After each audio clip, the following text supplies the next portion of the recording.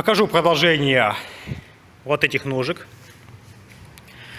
Вот я одну установил. Значит, что тут было? По углам стояли вот такие вот ножки, которые стали где-то за 2 месяца стали отламываться. Ну, что не мудрено. Посетителей много, туда-сюда ерзается, стали ломаться. Посередине стояли вот такие вот ножки. Тоже это все отламывается. В итоге, кто-то, может, скажет, конечно, что это некрасиво, но если вы зайдете в железнодорожный вагон какой-нибудь компании, той же РЖД, то увидите, что это все дико крепкое и мощное, чтобы не сломали. Так вот, то же самое, дико крепкие и мощные ножки. Просто из деревяшки.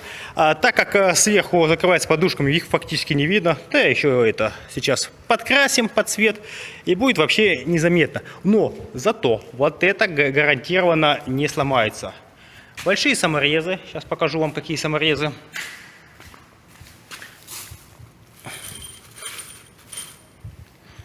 Вот такие вот саморезы. Итого таких диванчиков куча.